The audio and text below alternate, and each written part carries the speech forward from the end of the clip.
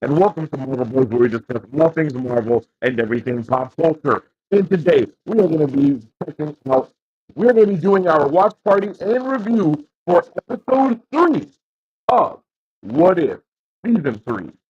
We've had a really fun time with this show so far, and I think that tonight will just be continuing the joy ride that I think we've been on for this show. The one thing I love about What If, and what I love about a lot of these animations, the different tones and styles that they've brought to the table, is the fact that something like X-Men '97 is definitely something that you would take a little bit more serious. But this show, it's not supposed to be taken that seriously. It's definitely a fun vibe. It's definitely a good vibe and a good time, if you let it be one. And that's what I like about shows like this. That's what I like about the difference in Marvel. Period is how different shit can be. How we can go from one thing that is just maybe super serious or a super spy thriller, and then the next project that we watch is like a very funny or whatever the case it may be. I like the diversity of genre of projects, and like even getting something like this in animation has already been crazy. So I'm excited to get into tonight's episode. Tonight's episode is titled "What If the Red Guardian Stopped the Winter Soldier." I believe that's what the title is, if I'm not mistaken. And with a name like that, bro, you already know that we are in for something special because the Red Guardian is very he's funny, bro. Red Guardian be having me rolling, and then I'm excited to see what he's going to be looking like for the not looking like, but how he's going to be acting because I think he is going to be a younger version of Red Guardian as well. So I'm ready for this. I'm ready for this. I think we're going to have a real good time today.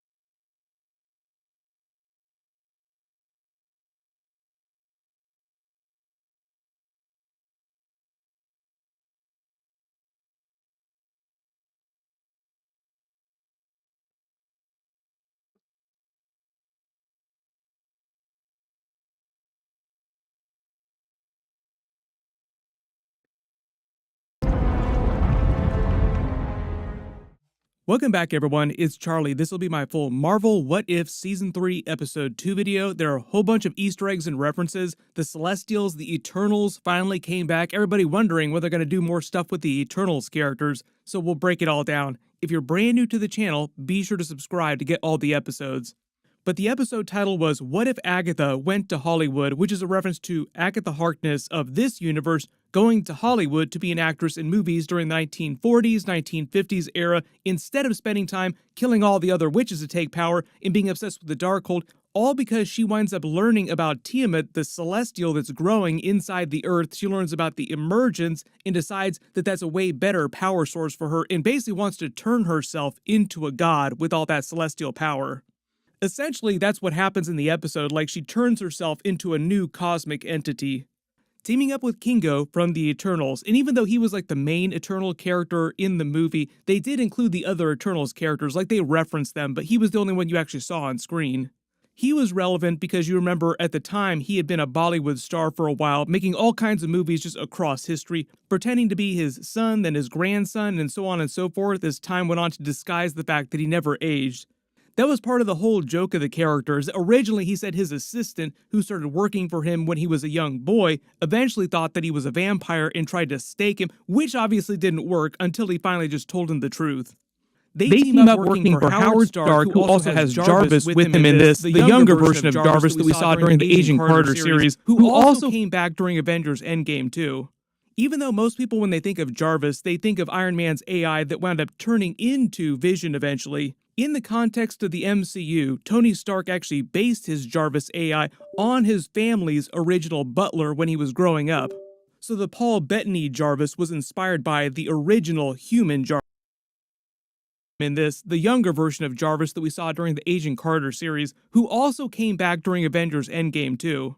Even though most people, when they think of Jarvis, they think of Iron Man's AI that wound up turning into Vision eventually, in the context of the MCU, Tony Stark actually based his Jarvis AI on his family's original butler when he was growing up. So All the right, Paul we back. Bettany Is that Jarvis better? was inspired by Is the that better, original Stuart? human In chat, Jarvis. If you we haven't good seen now? those original Agent Carter episodes, they're actually fantastic. Kevin Feige actually worked personally on most of those. The big change to his character is that after World War II, instead of spending all of his time working on the Tesseract like he did inside the MCU, developing more weapons for Stark Industries like he would normally do, he decided to start a movie studio, and then Agatha saw that as an opportunity to find a way to weave her spell to steal all the Celestials' power, because she needed a really big production to do it and a bunch of money, so she wanted to just take his money. The other big Easter egg here, too, is that Howard Stark starting his own Is this movie better? studio is meant to be a Awesome, reference to awesome, real-life awesome. Howard Hughes, who the character Howard Stark in the MCU is meant to be. All right, chat. We got T-minus 20 seconds until the episode starts. I am excited. Matt says, I love the 1950s atomic monster politan and mecha kaiju vibe of the last one, and then the 1940s silver screen vibe of the second. Ooh, you put that very eloquently. I agree, though. Those were some very good vibes that we got to get from those two episodes so far. It has been very unique with that feel this season. I think it's been like all over time, really, like it's definitely been all over time, and I really appreciate that fact. This one sounds like it will be even more solid. I agree, and it is still a time period piece as well, because I'm pretty sure what Red Guardian is stopping Bucky from doing is killing Iron Man's parents. So that will be very, very interesting to see what manifests from that, Hey, I appreciate you, Stuart. Thank you for letting me know my mic was tripping there. Howard Stark makes a better studio head. Reminds me a bit of Walt Disney. I think that's 100% purposeful. It's a little different in the comics, because when they created the Iron Man character, the Tony Stark Iron Man character back in the 60s, he was based on Howard Hughes. But because all those main MCU characters were time shifted forward, like they're much older than they were in the comics, they just used the Howard Hughes comparison for his father, Howard Stark. Howard Hughes in real life ran his own movie studio, movie company for a long time, making movies. Yo, what's up with the Goose? How you doing? Himself. Hope you're having a good day. There are a couple references to that during this episode. Hope you're excited too, where for Howard Stark is saying, doesn't matter how much money it costs, we'll reshoot it as many times as we need. That's something that Howard Hughes did in real life, like he almost went bankrupt making movies. They start the episode with a custom 1940s black and white version of the Marvel animation logo with an old-timey version of the Marvel fanfare, big band style, as if you're watching this movie play out, but the context is that we're actually watching them film this movie about Agatha trying to turn herself into a god. They start the fake in-universe movie with a regular person in a celestial costume, bang the gong designed with a bunch of celestial symbols. Like, all around this are all these celestial symbols that are part of Agatha's spell. So, like, all the designs are literally just the sigil that she's drawn, like the spell circle, to channel all this energy. Welcome to the Super Fam. Welcome to Super Fam, Goose. Thanks for the sub. If you want your subs to show up when you subscribe to people on YouTube, you have to go into your settings somewhere and you have to like turn it on. I think it's a privacy setting. YouTube is the only thing I have ever seen do something like that. If you remember the Eternals movie, Kingo's Bollywood movies oftentimes were just parodies or retellings of the Eternals backstory, so he was like giving away all their secrets, but it was in movie form, so nobody believed that he was actually giving away secrets, like they didn't sense what was actually going on. The Watcher narrates like he's narrating the movie, but it's the origin of the Celestials and the dawn of the MCU universe. They made some which is changes to the dope. origin of the universe in the I comics. So wonder the whole why they made origin a lot story of is a little those. bit different in the comics They made than a in the lot of movies. changes. I wonder These six why. people walking to the front of the stage are meant to be the first celestial host after the creation of the universe. The beginning of the movie is basically meant to be the origin of the MCU, in fact. There are many iterations of the Celestial Host in the comics, but this first MCU one, I think, is supposed to be Airsham the Judge, who's meant to be the leader, Hmm. Eson the Searcher, who we saw during Guardians of the Galaxy, Nowhere, who we also saw during that movie. I think he's supposed to be Jemiah the Analyzer, this one here. Then I think there's Nazara the Calculator, Hargan the Measurer, Whoa. and maybe Zirin the Tester. Jack Damn, Kirby bro is created locked a whole in. bunch of Celestials, so like these could be any number of those. Agatha enters the stage and starts weaving her spell to channel Tiamat's celestial energy inside the earth, and it's in Which Latin, is like she's speaking Latin as part of the locked spell. in. Notice I love that. I love the way that they did that, yo. I love the Hollywood dance musical verse, the Bollywood sequence. Yeah, yes, Hollywood versus Bollywood. Definitely like that. Like that was a really that was a nice touch. That was a nice touch. The West and East performing together for Agatha Harkness's ritual. Yeah, that all they did a really good job of just weaving all of those different things together. And I think utilizing, Kingo and Agatha to do that as well as those actors, Catherine Hahn and Kuman. I think his I think his name is Kuman. But like so smart, bro, just to use those actors together. For real, for real. Kumali, excuse me. Yeah, but seeing them together like that, it was dope, bro. It was she's a really all in nice use white of and the the characters, Celestials bro. bowed to her as part of this production. Like she's basically trying to turn herself into the god of the MCU. All these celestial symbols flying through the air are part of her actual real spell that she's weaving. Also, the joke here, too, is that Howard Stark knew what was going on the entire time and just let her do it because he felt like he could make money off of this, and he was hoping for something that he could actually turn into really interesting technology. Later in the episode, his whole condition for helping Kingo and her is that he gets to use the Domo, the Eternal ship, in all of its advanced technology. Like, just let me do whatever I want to with that ship, and I will fund anything that you want.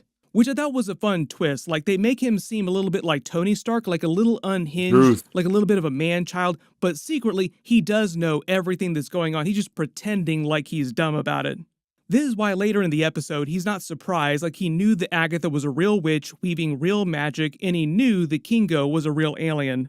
So it sounds like Howard Stark already knew about the Eternals.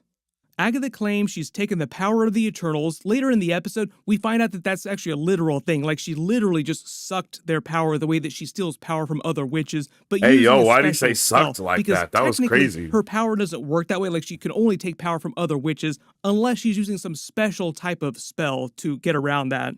Like, the whole twist of the episode is that she couldn't suck the power out of a Celestial if she wanted Why does it keep until putting she actually emphasis makes this on that big shit upgrade like with the that? Eternal's energy. She tries and fails. She isn't able to take any of Tiamat's celestial energy yet because she needs the added energy from Kingo, like that extra little bump of celestial energy. The whole idea is that all the Eternals' energy that they give off or they can use their powers are based on the cosmic celestial energy that the regular Celestials have. They just Yeah, grant them a facts. portion of their power when they create them. So it's basically the exact same type of power source.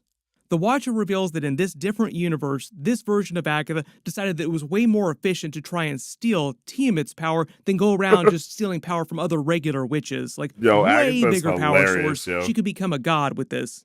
So because it was so hard to do, because it required so many resources, she needed a ton of money. The easiest way to get that was to go to the world's richest person at the time, who technically is actually Black Panther in Wakanda right now, but instead of doing that, she goes to Howard Stark, who's like the second richest person in the world.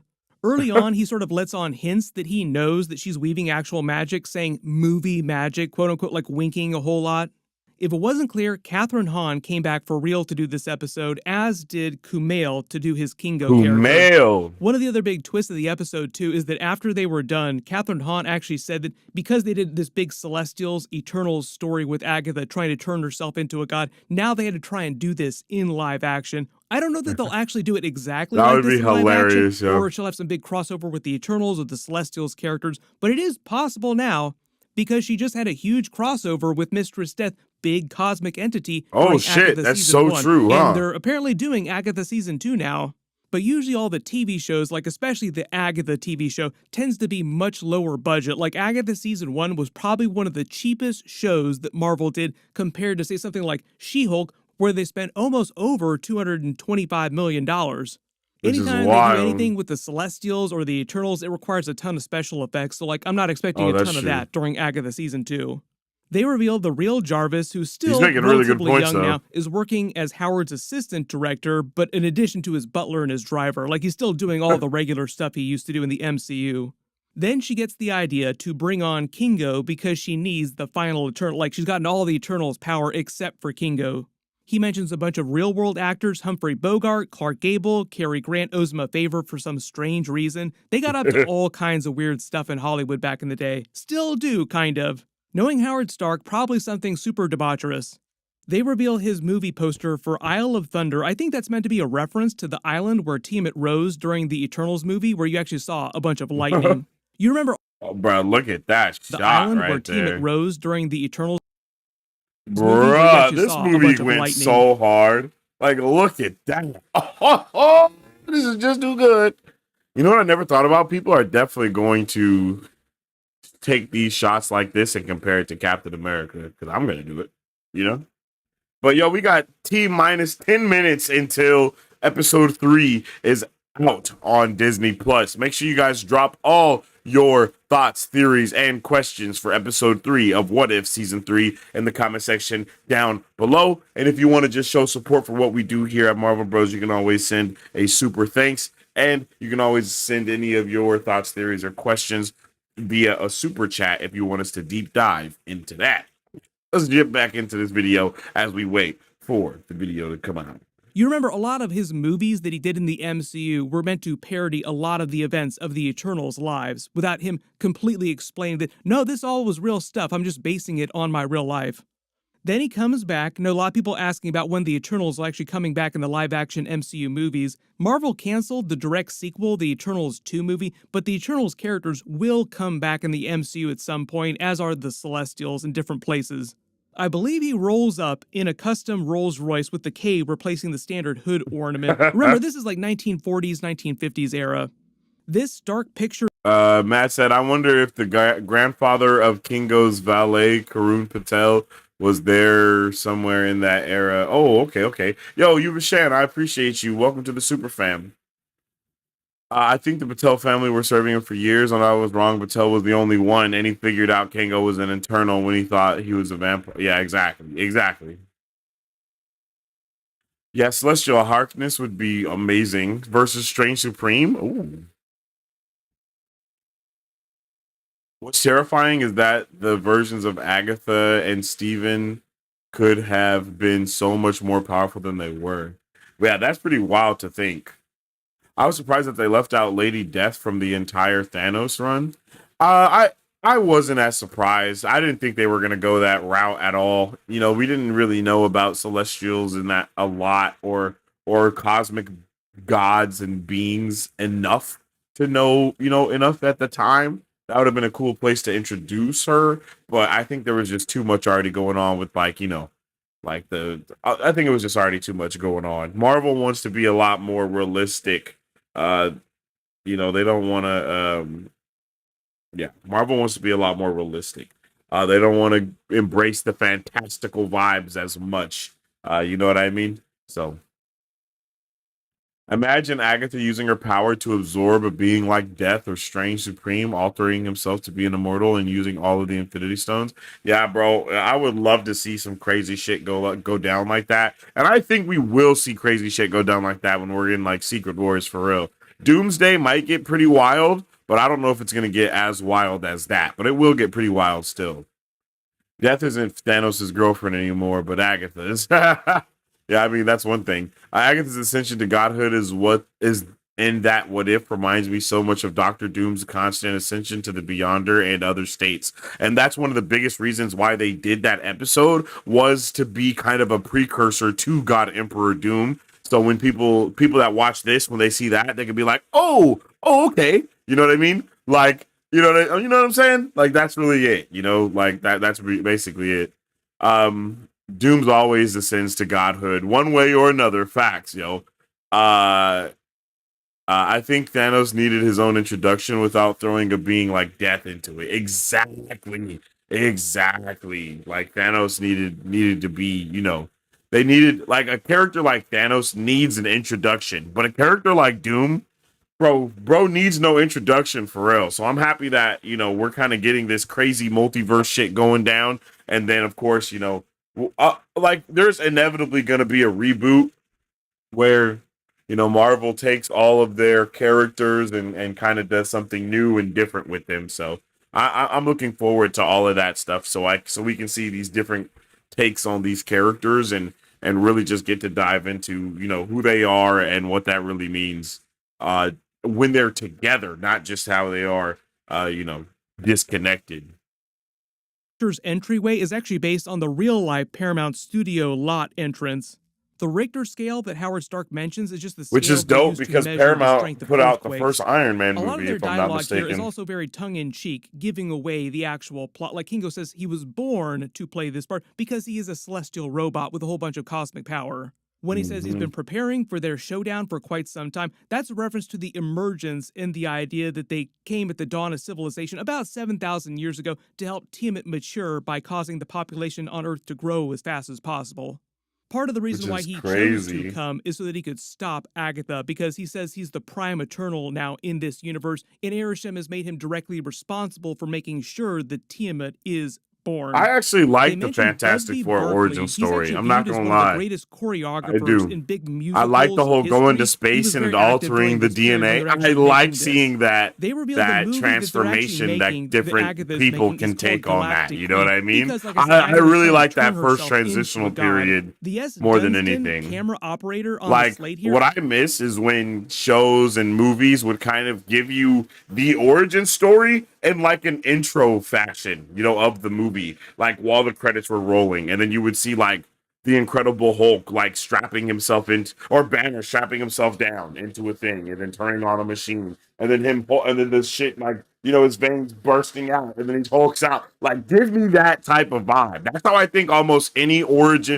first movie for a superhero should have that, so we can just get the origin story out of the way for anyone who just may not happen to know it, right? Because while I do think that like Spider-Man and Superman, those Spider-Man, Superman, and Batman origin stories are played out for sure. Fantastic Four, I don't know if they are so much, right? Like, I don't think as many people know the Fantastic Four's origin story like Spider-Man's and Batman's and Superman's. Like, and I think that's just by design. Like, people know the Fantastic Four, but I don't think people that aren't Marvel nerds know them as like the first family, or they know how important they are to like the dynamic of everything. Like most general audiences, for lack of better words, they don't know who the Fantastic Four are like that unless they've watched movies or played games. You know what I mean? Like, but anybody who's just a person knows what Batman's parents were murdered. They know about Uncle Ben. Like, people just know those things for those three characters for sure. But I don't know if it's as deep with Fantastic Four. It's just that we've had two different movies with those origin stories before as well. So I can see how that can get thrown into the conversation. But, I feel like Wolverine and Fantastic Four are kind of in the same boat. Like, people just know that Wolverine is adamantium. You know what I mean? They don't know the history of Wolverine. And that's the same way it is with the Fantastic Four. They know that they just have powers. They just know that, So, yeah. Yeah. I like it. I like it, yo. I want to see, I would really like to see our Fantastic Four's first fusion or first mutation, if you will. You know what I mean? I would like to see that first time that they actually mutate into something different. Imagine if Erisham is omnidimensional. He is aware of his existence in all dimensions. That would be dope. That would be dope. That would be a dope thing to do with Celestials. That would be a dope thing.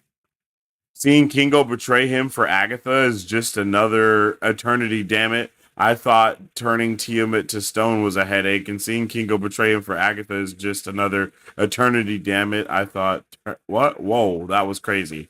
What just happened? Whoa.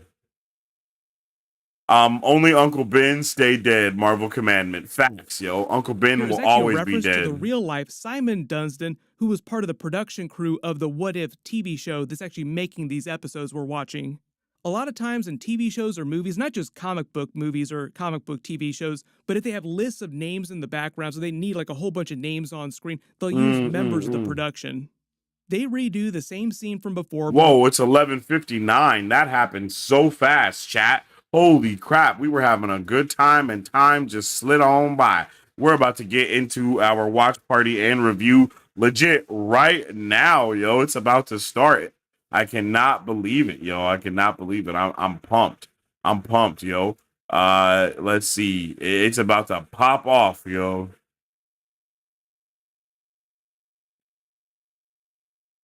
It's about to go down, yo.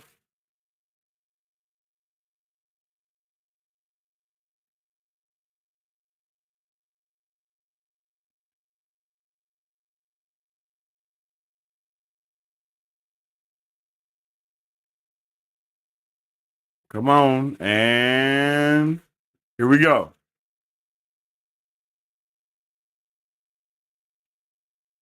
Oh man, I don't have the episode yet, chat. Oh yeah, I do. 33 minutes. What if the Red Guardian stopped the Winter Soldier? Let's get it, chat. I'm so excited to dive on into this episode, and I hope you guys are too. Don't you press that play button because around here, we watch these episodes together, okay? So just hold your horses, and we'll press play on 3, all right? Okay? Just chill out. Around here, though, I'm not able to show everything on YouTube because, of course, the YouTube copyright guys will come through, but it will pop up periodically like this and then disappear just because we don't want them YouTube copyright guys to come through and ban the stream and just ruin the party for everybody, okay? So I will not be able to have any sound. I won't be able to show the entire episode from start to finish. That's just not possible. But if you guys do join the Discord, you can join me while we go through this watch party, if you know what I'm saying. Okay, so I appreciate each and every one of y'all for real that is tuning in right now. And on 3, we will press play and enjoy this episode together. Okay? On 3. 1, 2, 3. Let's get it, man.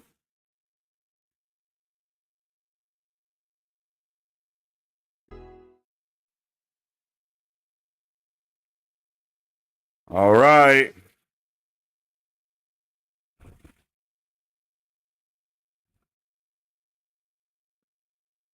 Oh. Oh.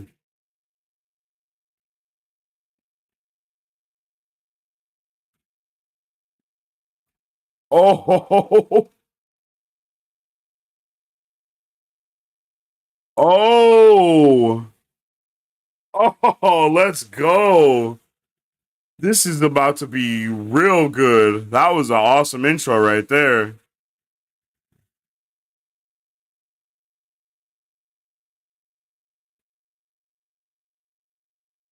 Here we go.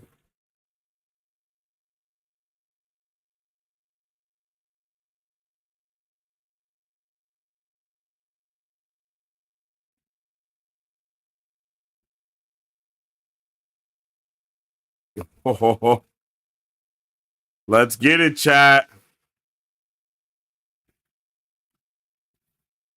Oh, let's turn on subtitles.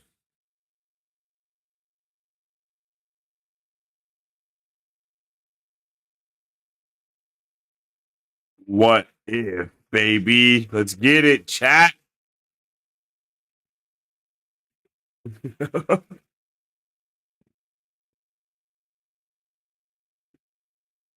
Oh, snap.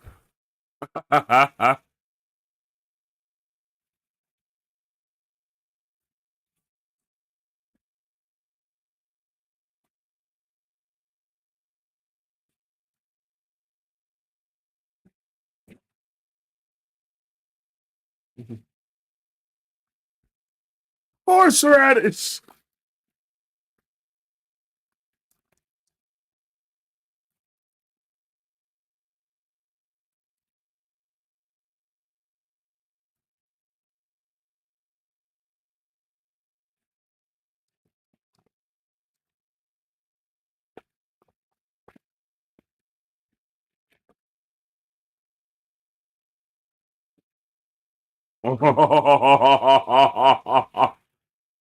uh,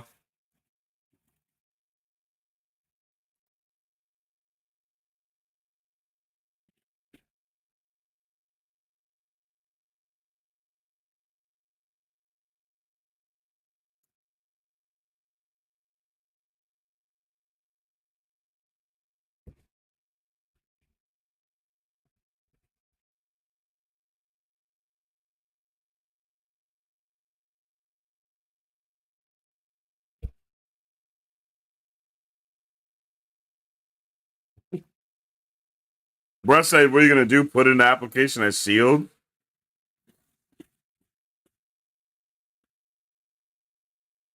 Oh, yeah. I like this.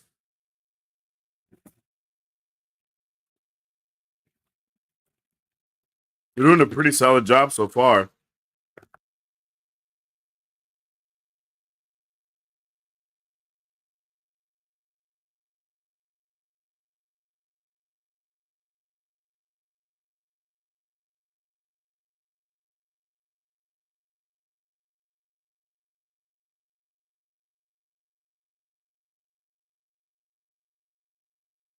Yo, so that's crazy. While he has to pretend to be this. That's hilarious. The whole time the Winter Soldier is doing hits.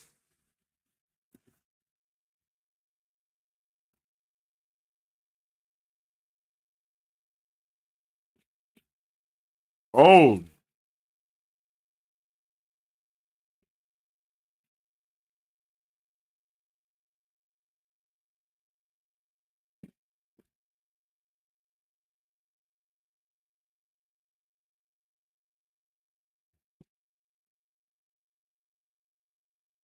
Oh.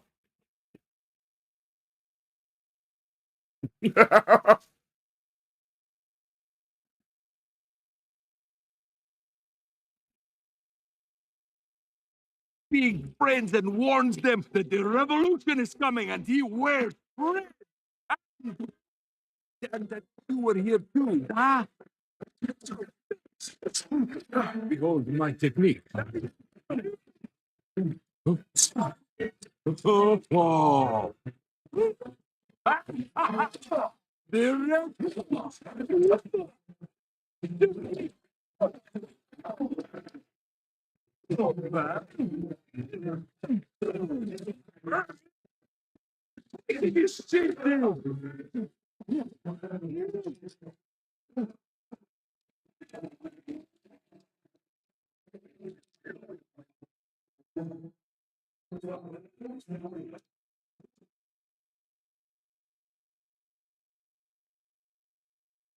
Oh, I have one of those too. Heavy though. Left it in my luggage. Is that the XZ8? 10. 10? XZ10. What happened to the 9? Was there I didn't get a 9. The 1 out of 3 ain't bad. Negative. We secured one. There were complications.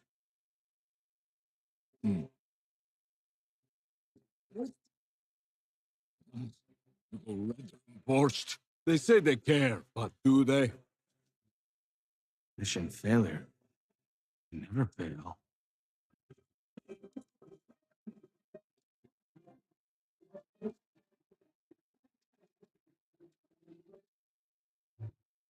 Listen up. My name is Dr. Bill Foster. I'm the head of the SHIELD Science Division, which makes me the primary on this investigation. Who was first on the scene? That would be me. Talk to me, Ranger. Ranger Morales, sir. Mm-hmm. Howard and Maria Stark, concussions, lacerations, but expected to make a full recovery. I see. Not much. The wife was unconscious. The husband saw two men fighting. Best guess would have been a carjacking gone wrong. Yes. Ranger, in my world, we don't get the luxury of guessing. Yes, but that trail of blue cookie monster blood has me thinking it's a little worse than a couple of knuckleheads out for a joyride. What's that gunk anyway? This changed the course of history. Seriously? Oh, yeah. Agents and officers, shut down the airports, train stations, and bus stations. I want a hard perimeter stretching from here to Ohio. We are dealing with genetically, biologically, physically, and mechanically enhanced super soldiers. These men are trained to infiltrate and destroy. They are capable of the unthinkable. To face them is to face death. Foisting capitalist greed onto the working man. I don't blame you, sister. You've been brainwashed by the bourgeoisie pigs who force you into paper hats and servitude. Sir, all I asked was if you wanted fries with that. The these the means of production, the nuggets of chicken are yours for the taking. Alexei. Your masters have you slinging burgers, but what do you use it to eat?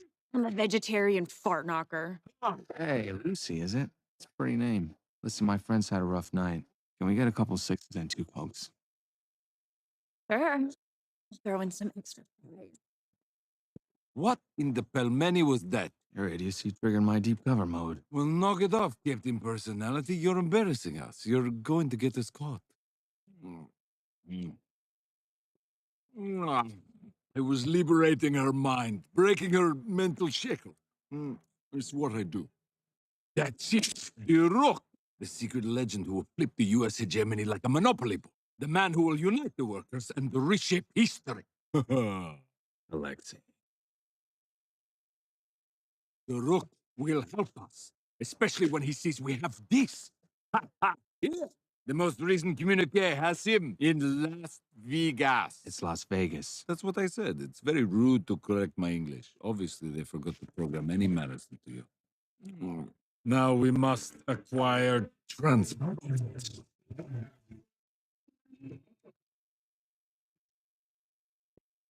Lenin smiles upon us.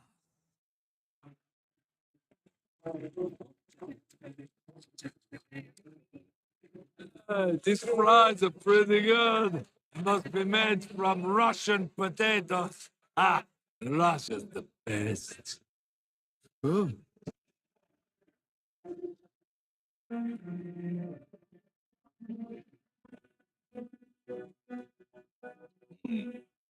Handle this one. Relax, relax. The Red Guardian has this. Are you relaxing? It's very hard to tell.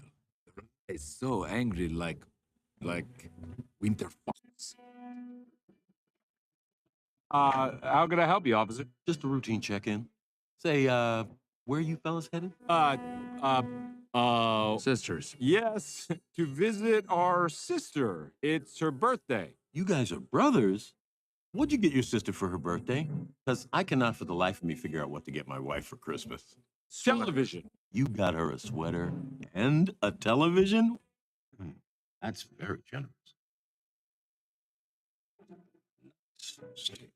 But where are you really at?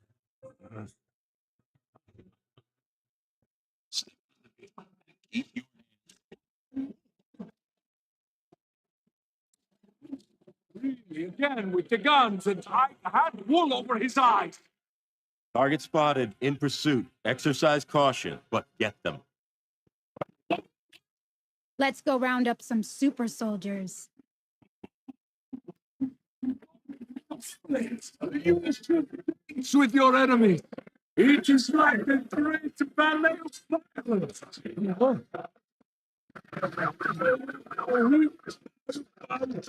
Where did that come from? Did you have that the whole time?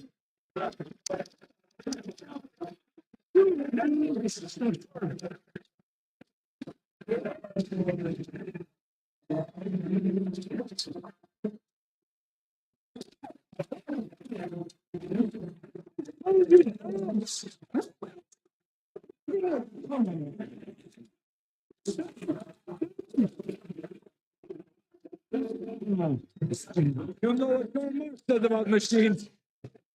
They make men lazy. Stop! Stop! It's over! Surrender yourself! The red guardian never surrenders.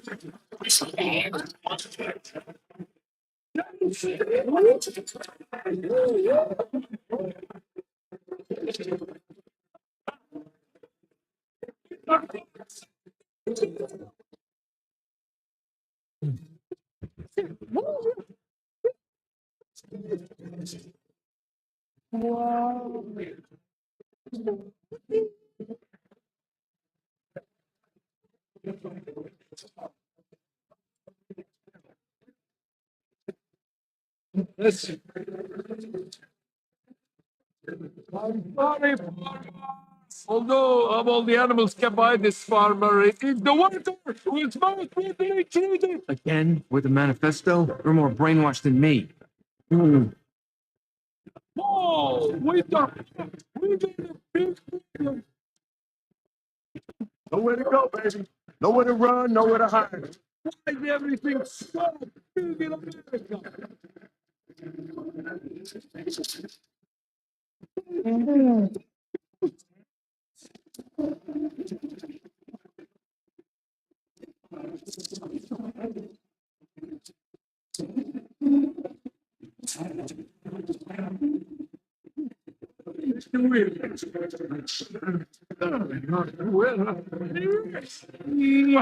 We've got one to do.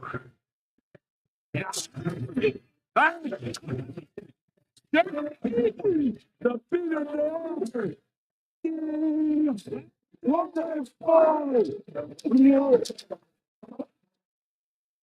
This is a quality automobile, which is a credit to the workers' union that built.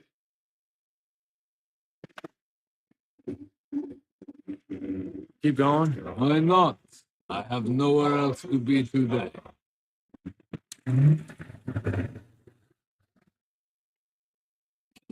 These two are either the bravest or dumbest men on the planet. Worse, enhanced, and dumb.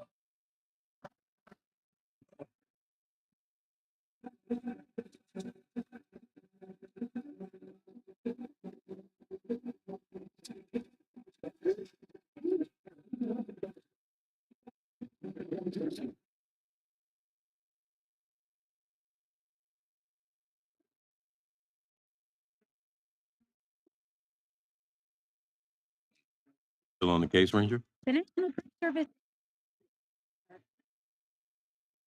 Bare hands. No, it was just a mountain lion. Scared me. See you.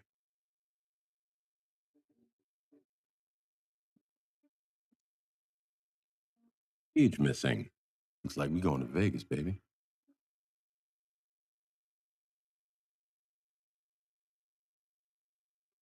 This will garner me a commendation. Why didn't you say something? The winner's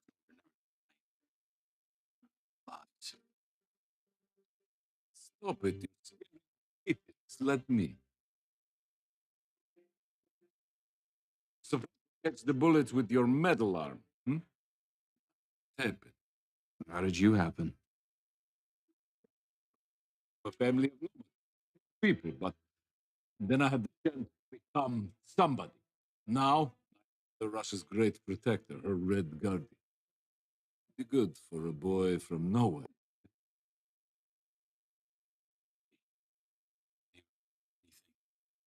Thing.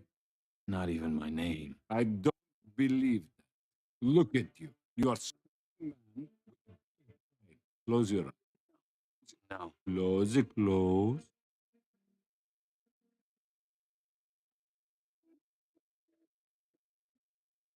Thing you see. See.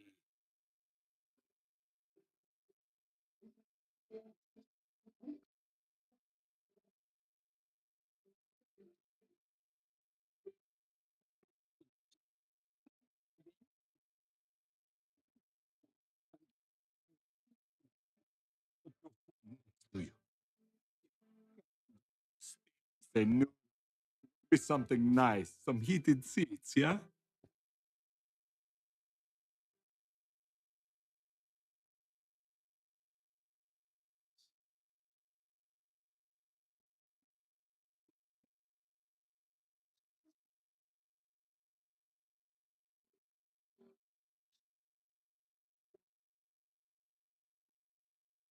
Sure.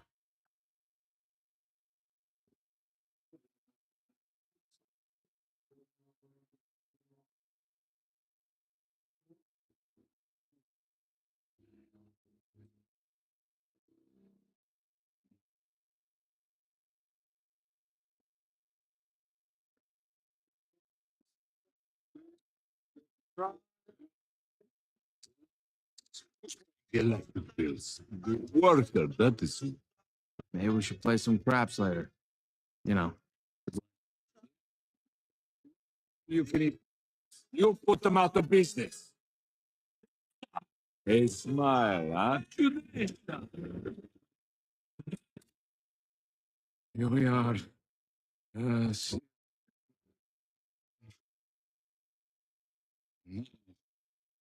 Fine. You look good. Very Russian. And smile upon us. It's all. Oh, pop the cork, will you? I can tell. What's Red Rook?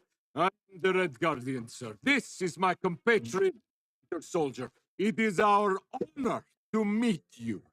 I thought he'd be taller. Did you think that? Is that weird? Son, are you? Is he gonna shoot you out of a cannon?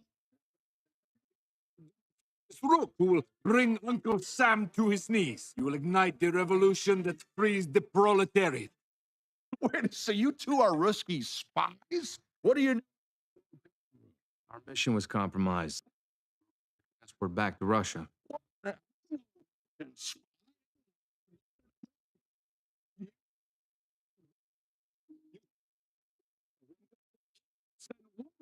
feel like I'm speaking a different language here. Did the some information on Stark's hunky-dory ceremony? We're supposed to kill the Starks. Now, I was supposed to be given a.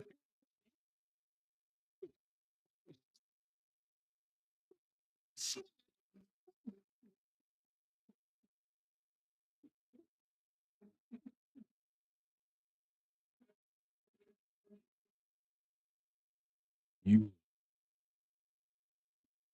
capitalist pig?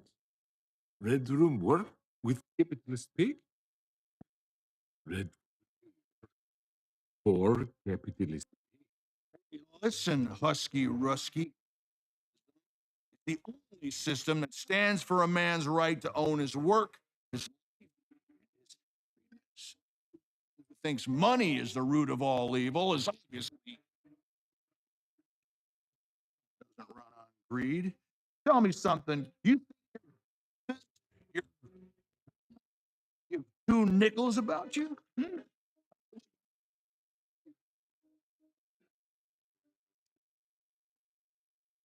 Be the funny one. It's you too, right? Only you know about this mission failure. It's not something you brag about.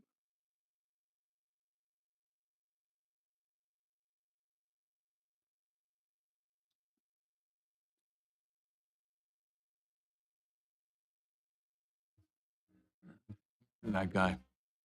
I'm sorry. Man, he's not a nice man. He's right, though. About the red. Hey, all them are. Not you. You. Good man.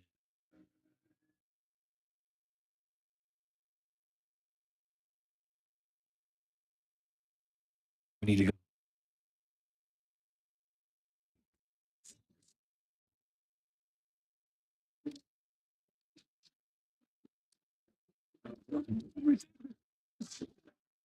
Be faster. Let's go.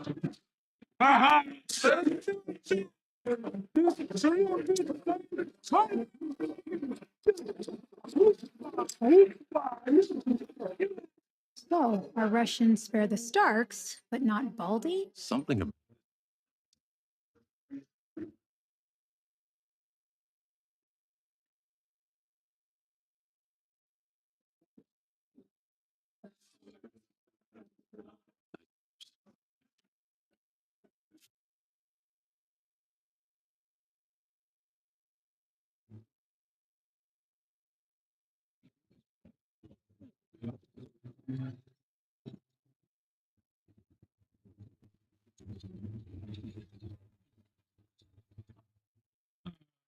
What? I'm not getting overtime for this. have one last tip of my own.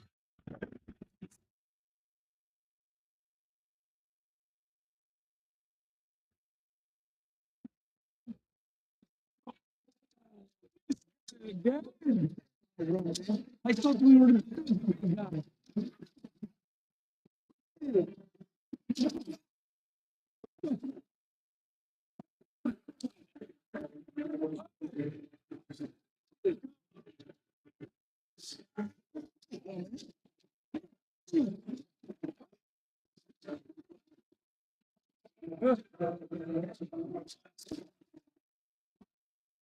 Defeat the capitalist Jews!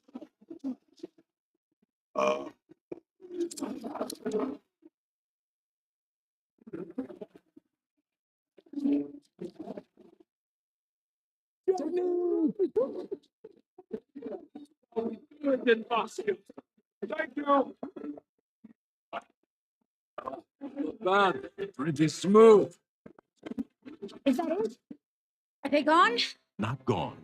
Cornered. Get the choppers over here and call Las Vegas SWAT to secure the exits on that building. I don't want a rat to get in or out.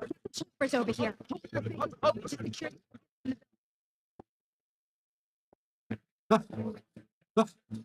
We did it. I think we lost.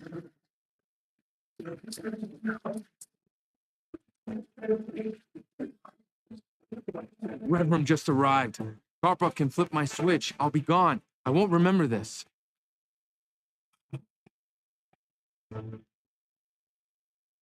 Ready to comply?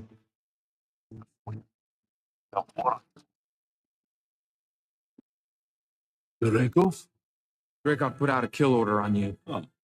Oh, you mean he told you to... Take this and run. I'll buy you time to escape. No, no, they betray me. I betrayed them. The Red Room has enough soldiers. We'll fight together.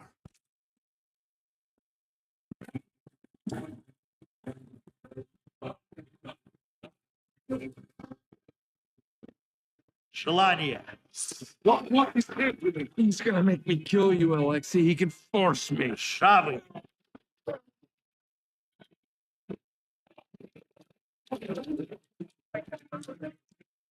Семнадцать. Nah, save yourself. This is America. Anybody can be somebody in America. Рассвет. Remember that. Thanks to you. But I know who I am. I am the friend to the great Coney Island hero. Печь. Девять. Gentlemen, Добросердечный. Возвращение на родину. Один.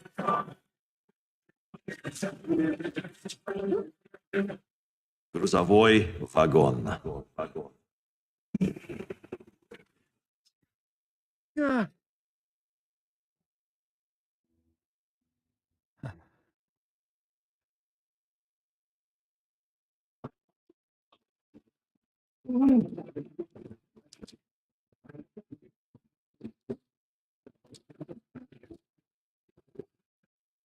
Fighting for survival, for acceptance, fighting to be somebody.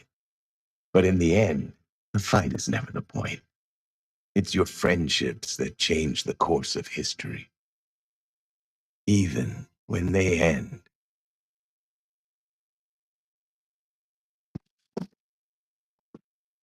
Where's Shostakov? Where is he? Told you. He's dead. I want details. I want to see his... He died a Russian hero. Растери его.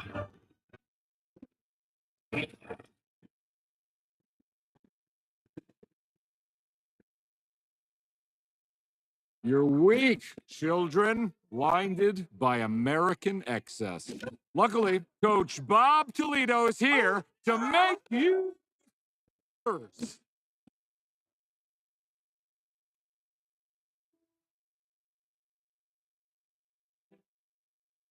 An agent recovered it at the scene. Thank you. But are you here to rest? No. SHIELD was formed after World War II, a war that Russia helped us win. We won, you helped. Well, I wanted to see if you'd help again. Serious? Man, I could be persuaded to fill out an application.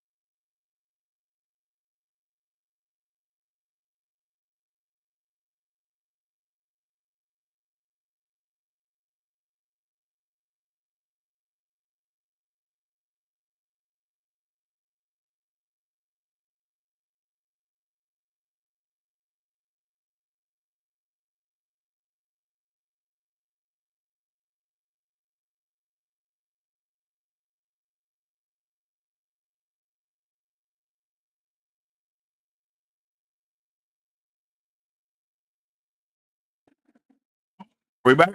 Okay, we back.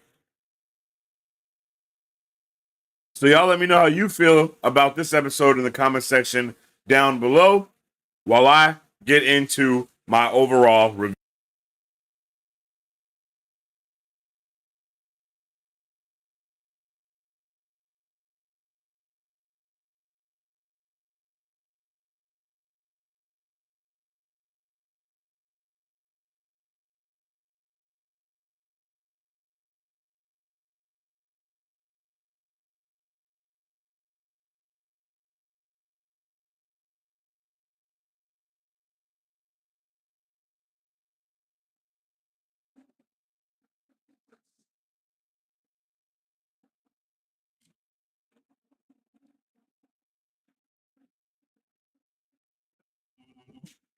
It's working and it's not. Okay, there we go.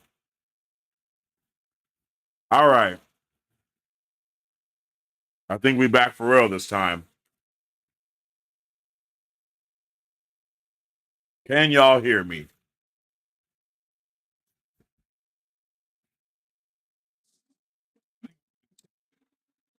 The chat if we're back.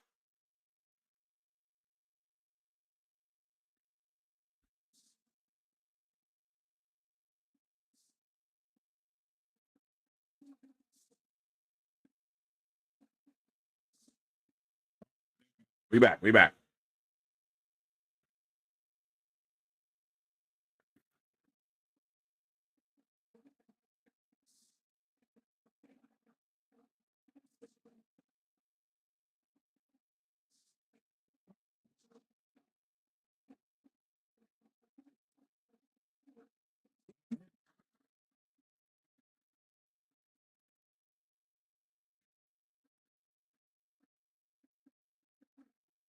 Get into our review.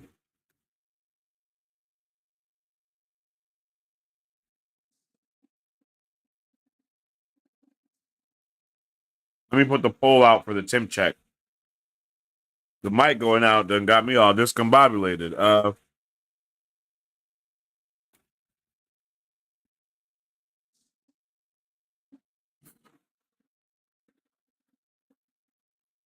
3 episode 3 temp check. Temp check chat. Fire emojis or ice emojis. How we feeling?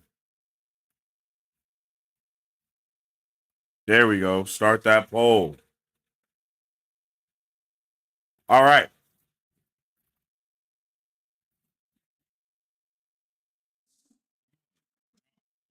Interviews and questions for episode 3 while I get into my review for this episode.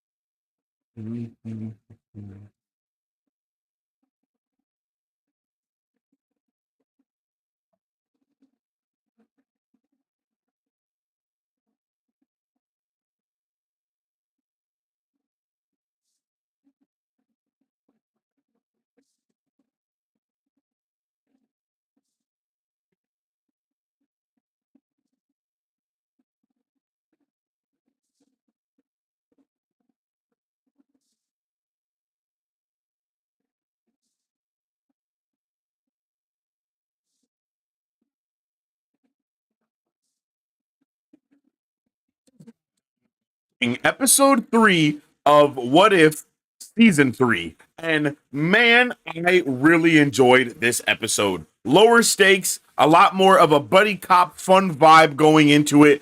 And these what ifs that they have are awesome. I loved this what if the Red Guardian stopped the Winter Soldier.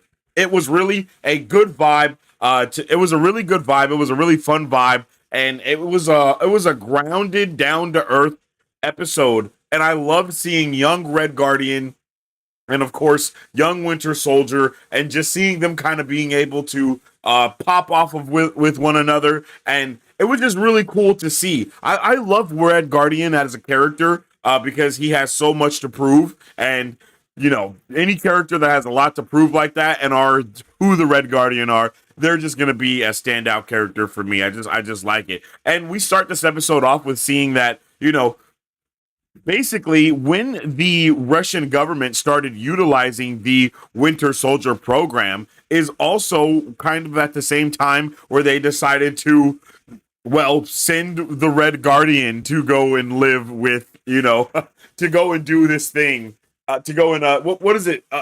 The plot of Black Widow, right? Where he's kind of like the dad and he has this whole little family and all these things.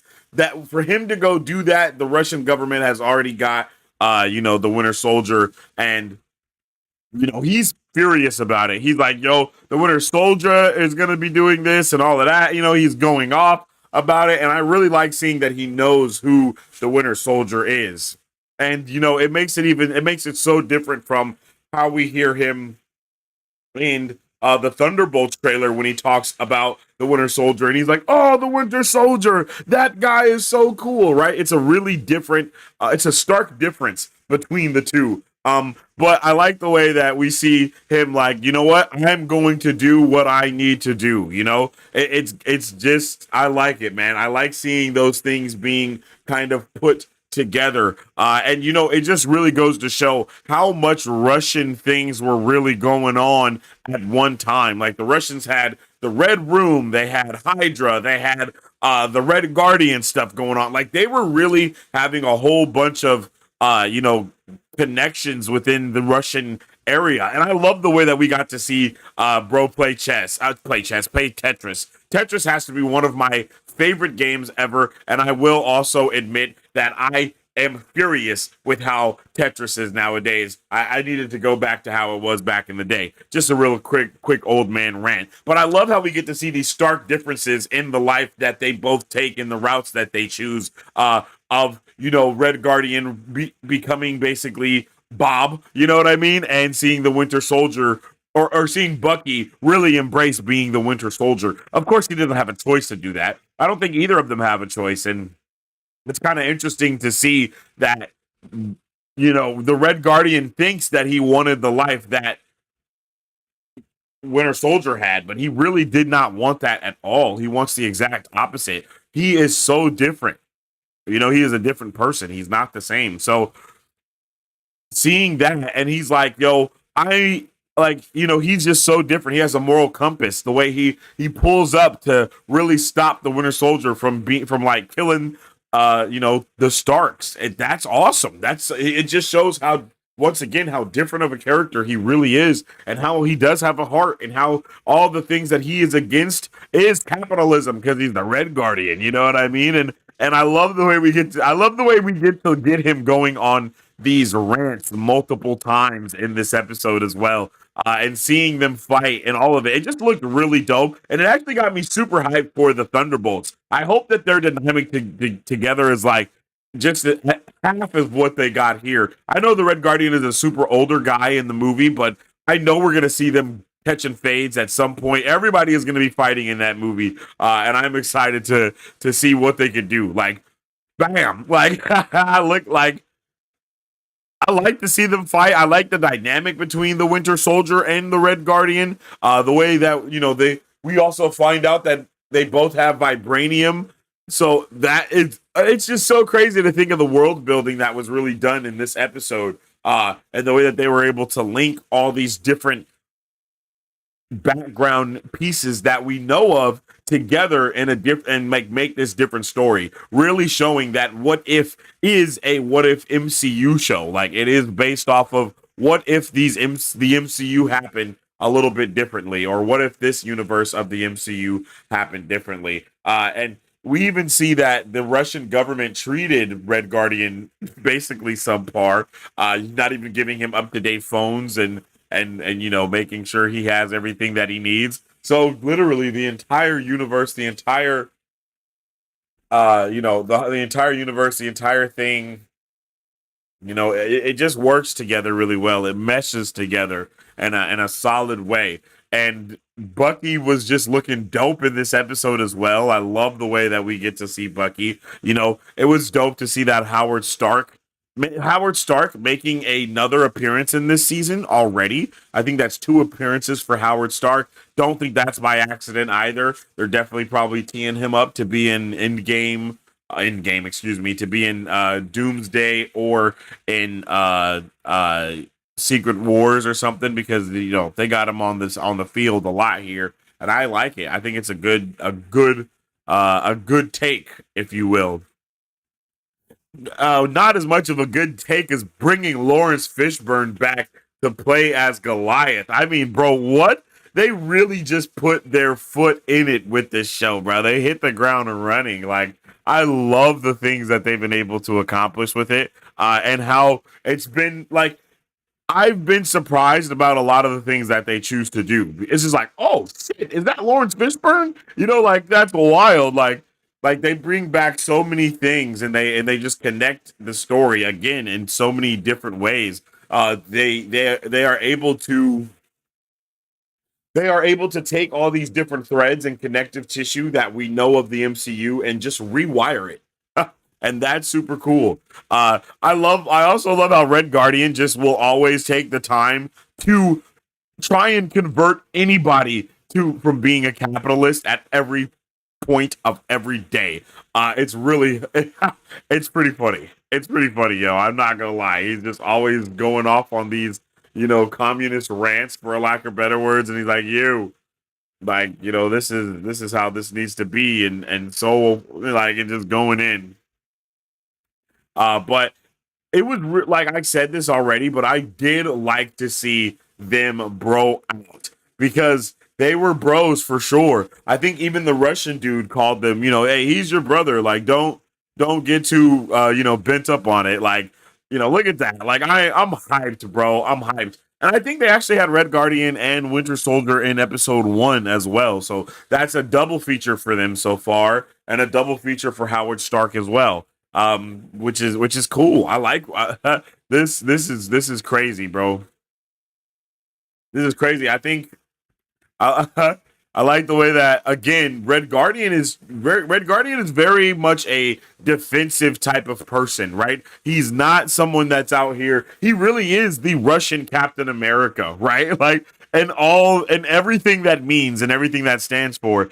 I mean, we can forget that Captain America spent a long time being captain, like a large majority of his time not whooping ass fighting crime. He was basically just a celebrity, going on tour and having dancers around him and things like that. And I think that Red Guardian, fell into some of that propaganda, of course, and get. I think I like that. I just like that, bro. I like to see Bucky have his signature weapon here. Like that shit is lit. And I love the way he uses it so much. I'm excited to see, bro. This episode really got me hyped for Thunderbolts. I'm not gonna lie to you. Like this got me so ready to see what we're gonna be going in with Thunderbolts, bro.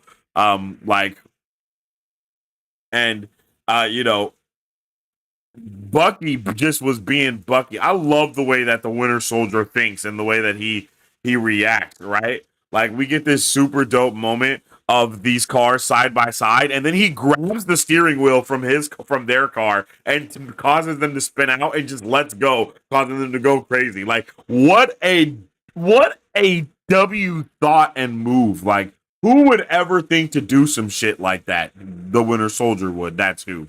Uh and then of course we get our dope reveal of Goliath, bro. Love it. Like come on, son. Crazy to see that occur and see that pop off, yo. I love me some Goliath, bruh. And I love me some Lawrence Fishburne as well. Those characters are solid. So it was why I just did not expect to see Goliath pull up in this what if show, in this what if series in any type of way. But it was awesome to see him. He's really going in like holy, like he's really going in. Got them chasing him, and I like it, bro. I like it. I love what they did with Goliath. Honestly, having Goliath be that Nick Fury type of character, but also still being an agent, bro.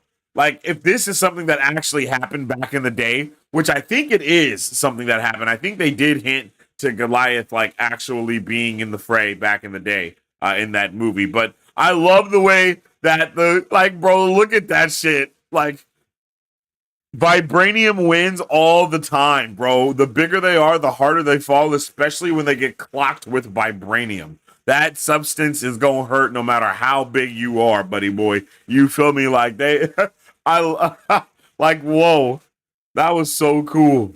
And then, of course, again, shout out to Stuart with the Thelma and Louise call out before it even happened, right? I love the way that they just weave all these different things and are able to pay homage so many different takes simultaneously. It's really cool. It's really cool, yo. They really do weave these narratives together, bro. Like they pay homage to other projects that you can obviously tell that they like. And yeah, man, it's solid.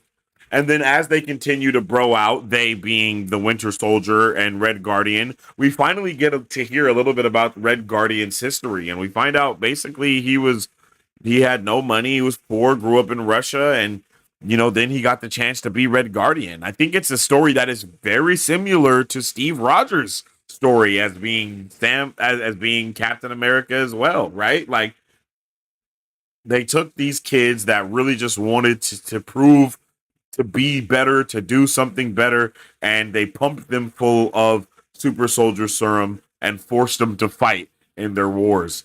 Just really insane to see how much that super soldier serum was really running rampant across the world. I don't think it was just Russia.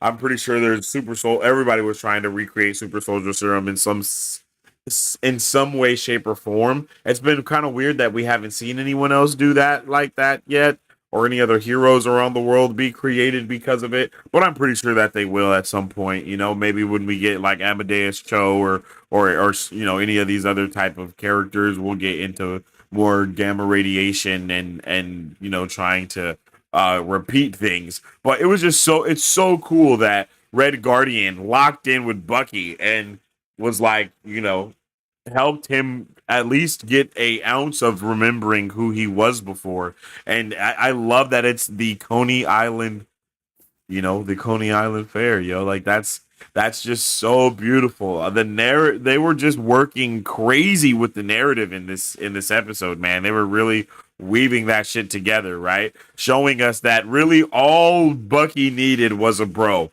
right? When he got Cap, who's a bro, it helped him snap out of it. Well, he was already snapping out of it in the as well, but it's just so dope to see how these characters, if they just really had something else go different for them, things could have changed or turned out different. Well, not too much for Bucky. I guess he ended up being a mind slave anyway, but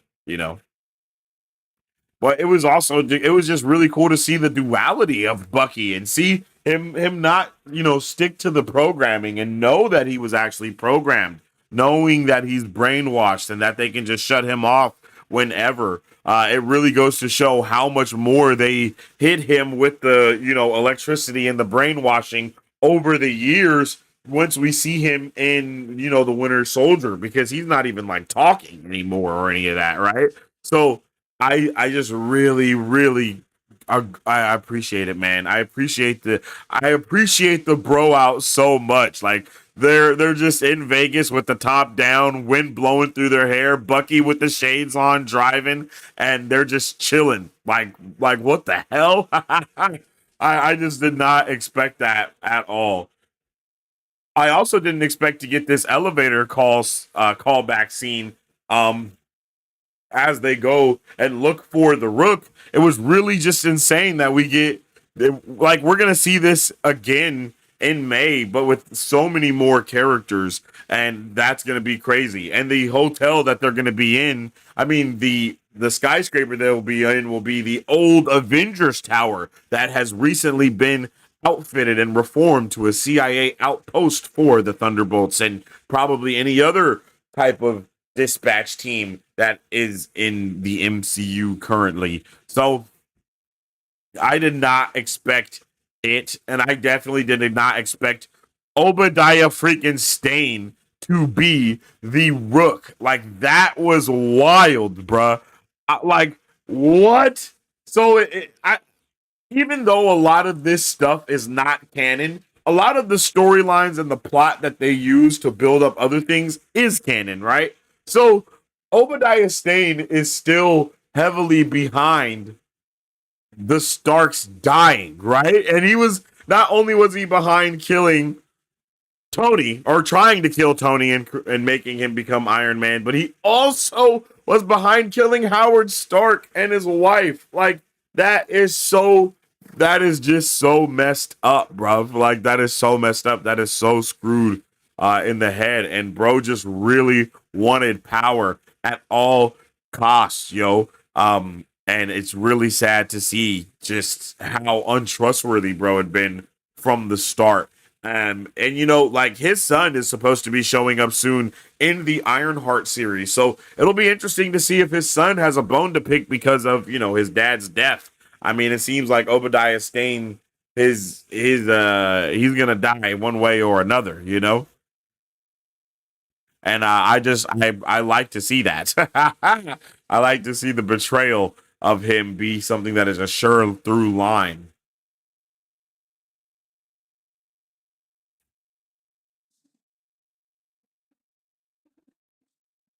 Did not expect him to be the bad guy like that, bro. Like, or behind it once again.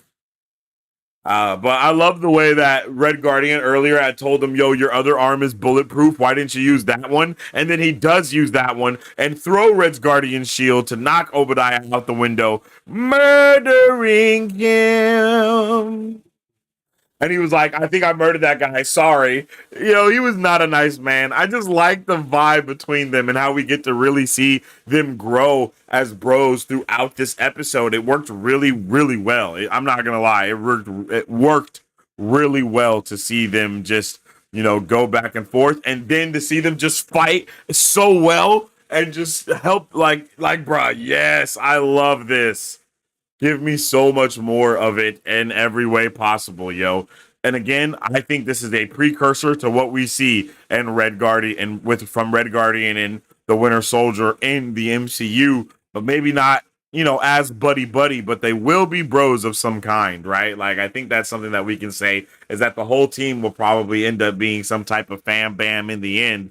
Or maybe they just will continue to hate each other for the entirety of the episode or for the entirety of the movie. I was not ready for him to break out in that run. That run really did have me rolling the way he was just leaning back, chest forward, sprinting. Like Red Guardian he makes me laugh, bro. I can't lie. The things that he does, I'm not ready for them ever. But again, it's pretty cool to see that two super soldiers against a giant wars is going to be like two super soldiers is all it takes to take one giant man down, right? Like, let's go. He just straight vibranium punches the shit out of his ankle bone, and then they just launch Bucky. Like, look at that. Oh my goodness, yo. Vibranium is one hell of a thing. Oh,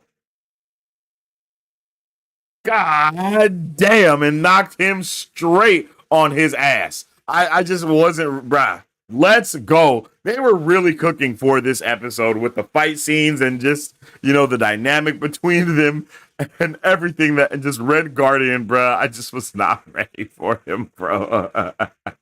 Young Red Guardian at that, bro. He's a menace. He's even more of a menace. Kind of sad to think that he left his family, well, his quote unquote family, to do all this as well. So we don't know where Natasha. Well, I guess Natasha did still end up becoming Black Widow and all that stuff. So that's cool. But we eventually see Bucky going through and getting the brainwash stuff happening. And the thing that he doesn't actually, get the switch flipped for him. It doesn't switch on or it doesn't switch off. And it's because of the power of friendship. You know what I mean? Bros before everything else. And being bros is what helped them here really lock in. And that was one hell of a thing, man. And then I love the way that they leap over this thing and to go out in a blaze of glory. But unfortunately, they somehow lost. And Winter Soldier got recaptured, which is very sad, man. That's super sad. I thought that was very sad. I wasn't ready for that. I was like, damn. Bro.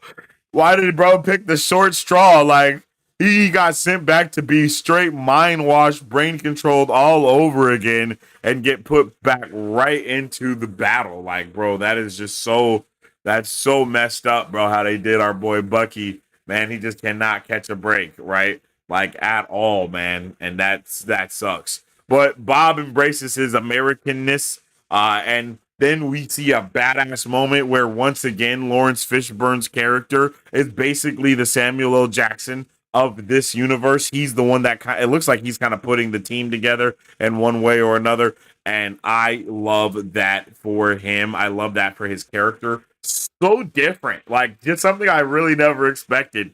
Like, the things that they do is so unexpected. So I'm ready, bro. I'm ready. Like, look at that. And then we get this great shot of Captain American Russia Man. And then we end it with seeing the Avengers classic team up, circle highlight moment. And then Red Guardian puts himself smack dab in the middle, and there they are. And it's a nice freeze frame moment for the end of this episode. I'm not gonna lie.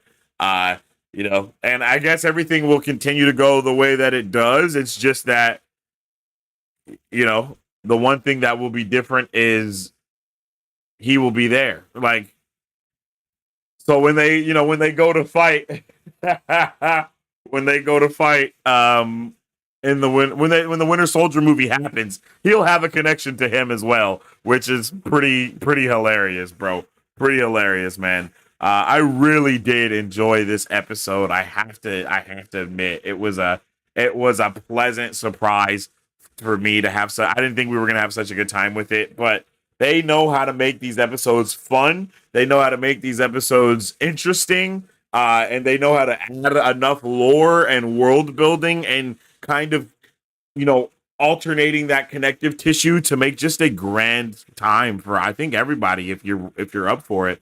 So I really enjoyed this episode, and I hope you guys did too. Please drop all your thoughts, theories, and questions for episode 3 of What If Season 3 in the comment section down below.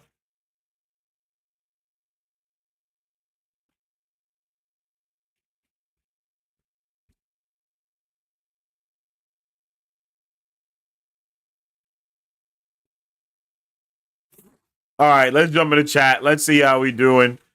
Yo, what's up with the Loose Berry? How you doing, brother? I hope you're having a good day. I hope you like that episode, man. Let me know how you're feeling. Terrell says it was crazy and funny to see him realize that he was really working for said capitalist pigs. Yeah, that was awesome. I like that too, bro. What's up with it, Terrell? Hope you're having a good one, man. It was way more low key than the first 2 episodes. Much lower stakes. Yes, much lower stakes indeed. And I appreciate the lower stakes and the vibes that they bring as well. Yep, it was a buddy movie. Bonnie, Clyde, Thelma and Louise, yeah, it definitely had that whole vibe for sure. It's interesting. I didn't know that Hydra worked with the Red Room, but I guess they had agents and allies everywhere at this point in time. All of the Russian counter cells worked with each other in some way, shape, or form. Well, all the Russian and I guess German, like all of those things had connections back in the day. I'm pretty sure that's how they got the super soldier serum, if I'm not mistaken. Right? Because in the Winter Soldier, yeah, yeah. Hydra and the Red Room are kind of similar to each other. Uh, if I'm not mistaken. I never thought about that. They're different though, even though they're kind of, not.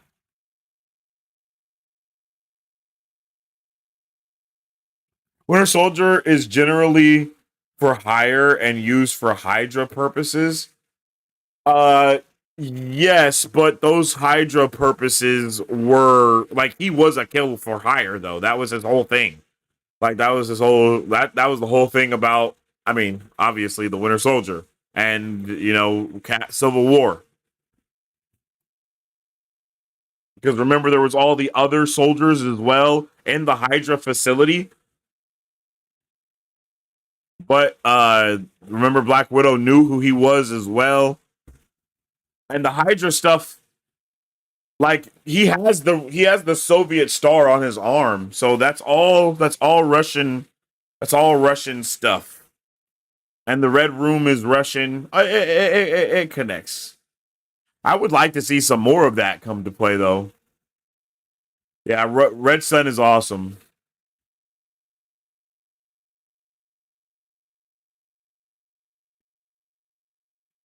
Tetris is just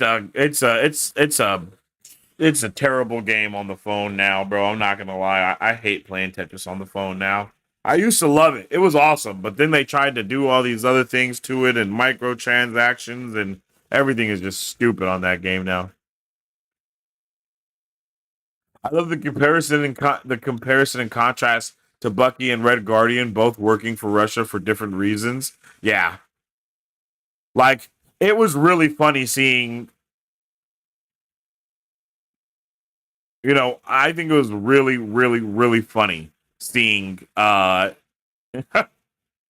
Red Guardian wish he was the Winter Soldier, but then immediately not do anything that the Winter Soldier does and change him from who he is. Like, I love that. Like, he's like, yo, I want to be the guy that you call to handle business like this. And he obviously would not have been an assassin in any way, shape, or form, bro. Like, that's not what that I don't think he would be on that hype at all. And this really showed us that he really is the Russian Captain America, like for all intents and purposes. Like, he's the Russian Cap.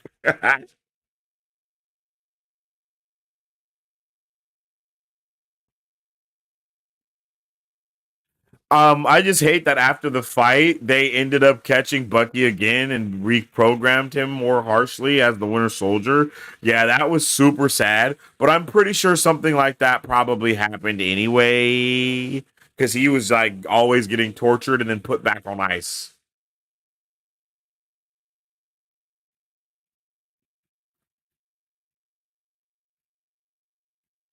Yeah, exactly. Exactly. Is Ranger Morales Miles Morales' mother?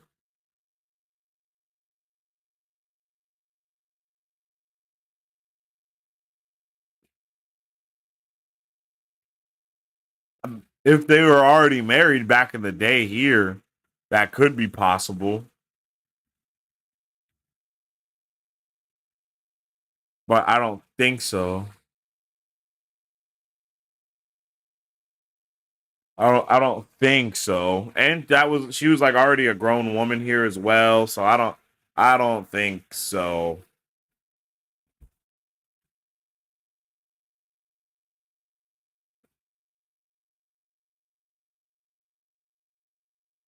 Some part of Bucky might have seen something of Cap, Steve in the Red Guardian, or just a person he would have fought alongside against the Nazis and Hydra.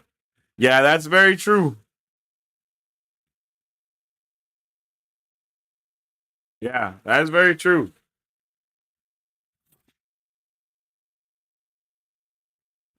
Alexei in this timeline finally got his wish to fight alongside with Captain America. Hopefully, the main timeline he gets to do that with a variant of Steve or fight him. He might even fight with Sam. I think he would be hyped for any of that.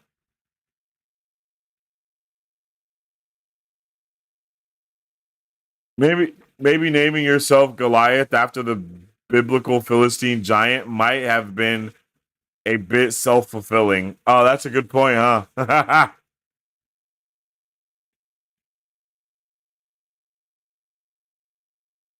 Yeah, I would like to see Steve and Alexei, rock together as well. The Coney Island Hero, what a name!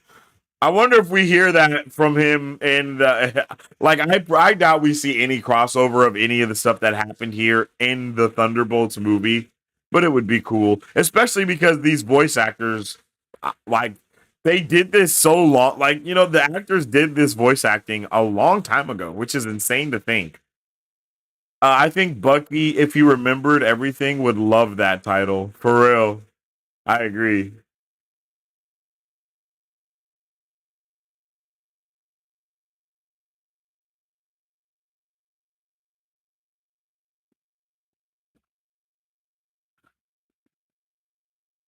The idea that Stain had links to Hydra or its asset doesn't really surprise me. I mean, it shouldn't. He was locked in with the 10 rings before, like, bro, that's right up his alley. You feel me? Like, that's right up his alley. Rest in pieces, Obadiah Stane. Bro is a menace for real. New Star Wars trilogy shit, your opinion? We haven't heard about the Oh, you talking about like 7, 8, and 9? I'm gonna be honest, man. I didn't appreciate 7, 8, and 9 when they first dropped, and I haven't watched the movies again since. So I honestly couldn't tell you how I feel about those movies because I've only watched them one time, and I feel like to properly give you my take or to even say that I really didn't like something, I have to have watched it at least 3 times. Like, at least 3 times. The second time, you usually know if you don't like it or not. But I think the third time is when you can really fully like sit through it, you can analyze it, and you can really be like, okay, these are the reasons why I don't like the movie. But I got to be honest, I have not watched I have not watched 7, 8, and 9 since they came out in theaters. I saw all of those movies in theaters, and I have not watched them since they have been on anything else. So, if you want to take that as how I feel about them, you can. um,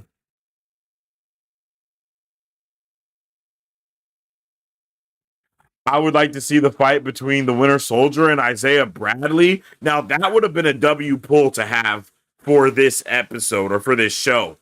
Like, that would have been nice to see Isaiah pull up somewhere. Bucky could have cracked his visor, but due to Alexi's influence, he held back in the form of technique.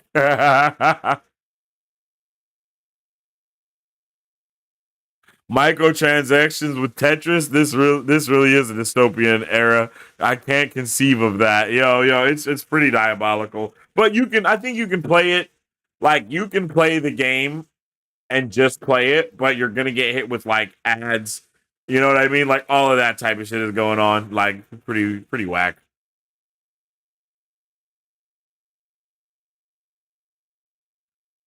This was supposed to be a season 2 episode, but they delayed it for season 3, which is crazy to even think of.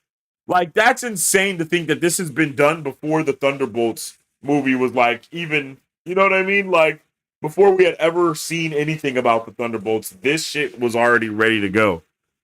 Like, damn, they really do be ahead of the curve. I'm not gonna lie.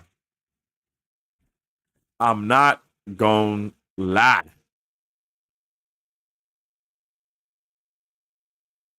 Goliath W callback for real, yo. I really hope that he could do something like that. He could have done something like this, right? Like, that would, bro. I don't know why, but I just need something like that for real. Head of the Shield Science Division, like, brother. I would like to think that he left Shield the same time Janet died and like, or Janet quote unquote died, and Ant-Man Hank Pym lost his shit, like, I would really like to see that, like, that moment. That would actually be freaking awesome.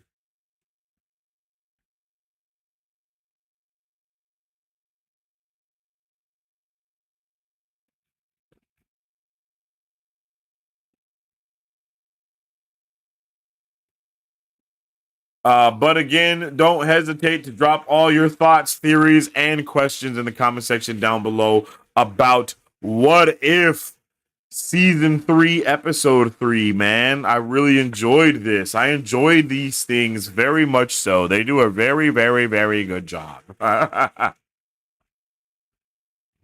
Like, they've been doing a solid job with this. I'm not gonna lie. I really appreciate it. Hey, yo, I appreciate you. Jamie Rodriguez coming through. 27 members as a level 1 bro Venger, brother. Hype City, Hype City. Definitely appreciate that, my man. I'm loving this show so far. Yo, I am too. I am too, Jamie Rodriguez. I appreciate you, bro. Thank you for tuning in. Thank you for vibing with us, bro. I hope you're having a good one. Let me know which episode is. Let me know, guys. Let me know, chat. Let me know, Jamie, which one of these episodes have been your favorite so far. Episode 1, episode 2, or episode 3. If I remember correctly of how they do most of these what if episodes that involves the new movies, they wait for movie scripts to base the what if concepts off of. That would be interesting. That's pretty interesting. I know that they can't do any what ifs that isn't directly connected to the movies and MCU characters. So they can't bring in any X-Men that haven't been in a Marvel movie or anything like that, you know?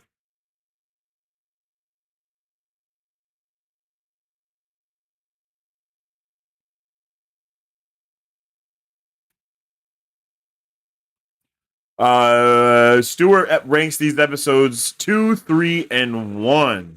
Ooh, okay. Matt ranks them 2, 1, and 3. Okay.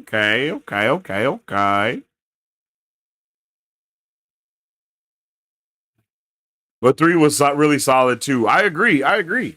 I mean, we're gonna have 8 of these episodes, so by the end of it, we're really gonna be able to put everything in a order and see how we like it, right? But I've been enjoying these episodes so much, man. I don't know where we go from here. Tomorrow's episode is let me see.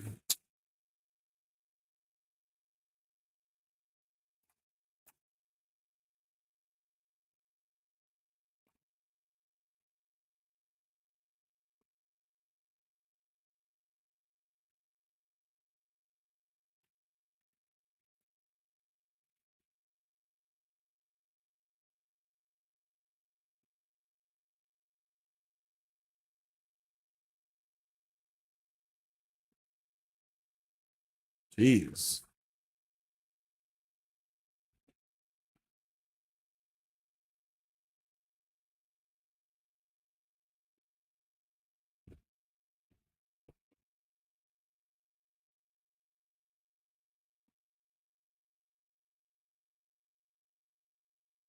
Hey, yo, Jamie Rodriguez coming through with the $2 holla. I appreciate you, man. W's. W's, bro. Definitely appreciate that. Jamie says, I still want the what if the other half was snapped. Yo, I agree, Jamie. That would be fire, bro. That would be really, I think that would be fire. I'm not going to lie. But at the same time, I also understand why they aren't going to do that because I don't think it's a big enough what if, to be honest. You know? Like, what are they gonna say? Like, with the other team, they would have died or something. You know, like they still probably win. We just probably see someone else snap themselves away, and so on and so forth. I don't even know if they can win. Who snaps in the place of Hulk if Hulk gets snapped? Who absorbs that gamma radiation? If Scarlet Witch and Captain Marvel are gone, like who are the heavy, who are the other heavy hitters on the field? Doc is gone, Thor's gone, like those are the heavy guns. I think if the other half got snapped, it might have been ugly. I think it would have been ugly, Jamie. I'm not gonna lie. I think it might have been ugly if the other half got snapped, bro. And that might be one of the reasons why we don't see it. They will probably wait to do something like that until they can throw like X-Men and characters in it and all that. I don't know if you guys know, but What If is going to be basically, it's not canceled, but they're ending the show until they can like revive the show once they do more stuff within the MCU and they have more characters on board to be able to create more what ifs with. Just because they don't want to like any what ifs that we're curious that why they haven't done it. Like they just there's a reason why. And I'm not gonna lie, Jamie, I could hella see episode 5 being what if the other half was snapped. Because episode 5 is what if the emergence destroyed the earth. So just imagine what that could really be about.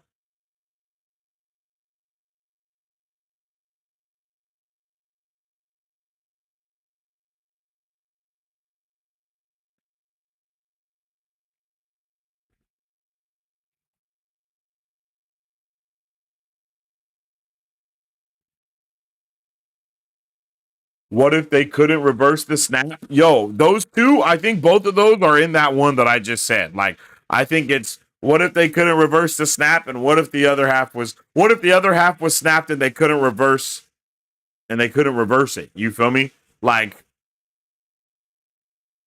yeah. I think that could definitely be what episode 5 is, yo, because that shit sounds crazy. What if the emergence destroyed the earth, bro? That could 100% be in-game type episode or something. Like that could bro, that's either Eternals or in-game and Eternals like in one. Ooh, that would be an interesting take. Like the other half is snapped and then the Eternals actually fight in the fight in-game with them. Now, that might be heat. I'm not gonna lie. That might be heat. That might be heat. I'm not gonna lie. I think I actually would really like that. But next week's episode 4, next week, tomorrow's episode 4, is titled "What If Howard the Duck Got Hitched?" So that's gonna be tomorrow's episode.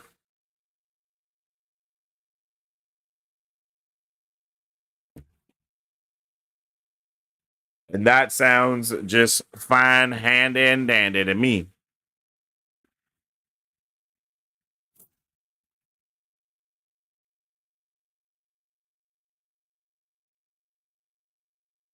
Ooh, Clint's wife goes crazy. Nah, she doesn't go, she doesn't lose it because she got, the kids are still alive. So they're just sad.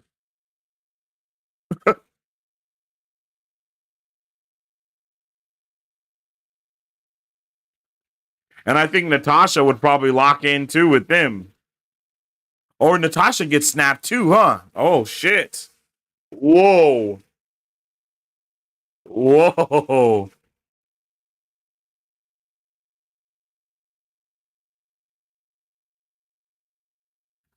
The creator of What If said that the reason Shang-Chi wasn't in season 2 with Wen Wu and Hela is because at the time they weren't done writing the Shang-Chi movie script when they were writing that episode. Oh wow, interesting. Huh. That is cool that they plan to revive the What If series after the MCU. Yeah, exactly.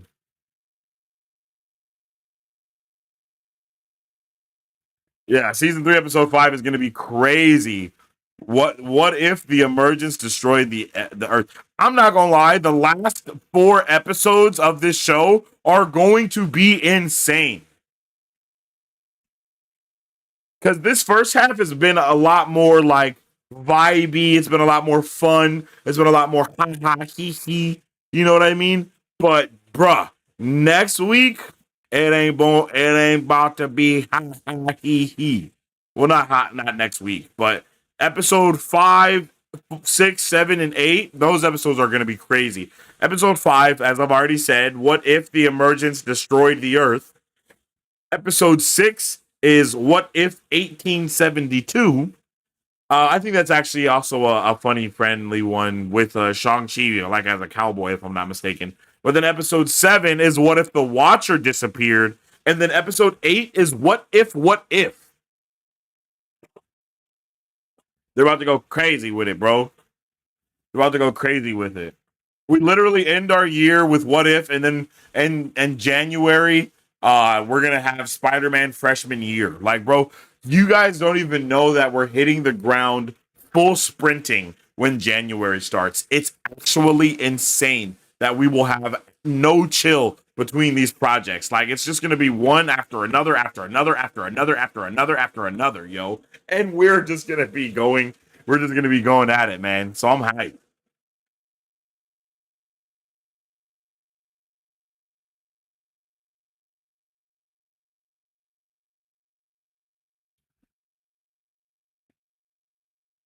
I wonder if Wanda would not get snapped because she can't. I would be interested in something like that. Like chaos magic protects her from the cosmic energy of the stones, and that is why, you know what I mean? Because she's connected to the stones, so maybe the stone wouldn't take her out or some crazy shit like that. Maybe Thanos destroying the stones also causes her to lose it because it's like she's not grounded to that cosmic source of energy that was still around. Whoa. It would be interesting to see Tiamat actually be born and what they would be like. Yeah, because I think they showed us a celestial being born in Eternals, maybe? I think they showed us something like that. Did we see something like celestial being born?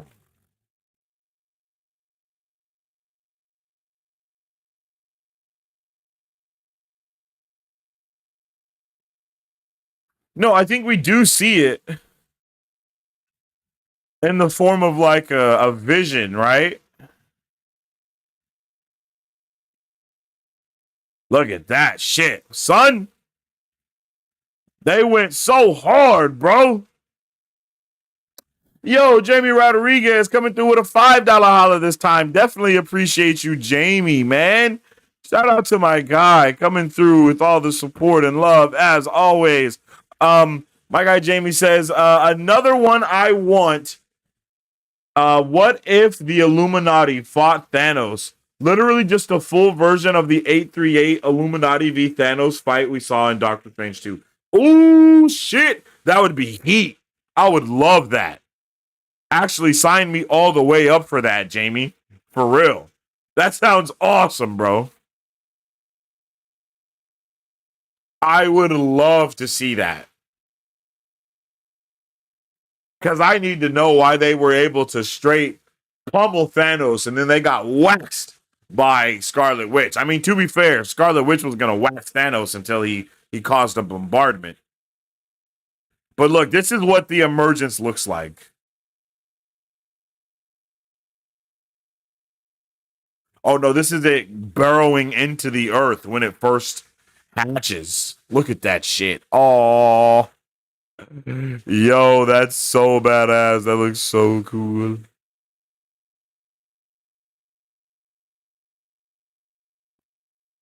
And then as they continue to feed the planet's killer, he would eventually look at that literally emerge, yo.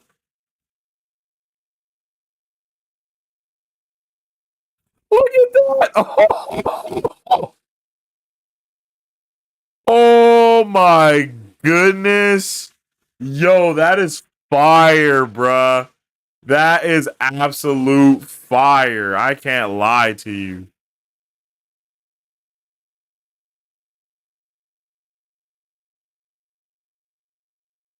What if Tiamat fought Tiamat, crossover Marvel and old D&D cartoon? Yo, that would be lit. I'm interested in knowing if the Celestials pulled up and kidnapped the Watcher after what, after what Agatha did. That would be insane.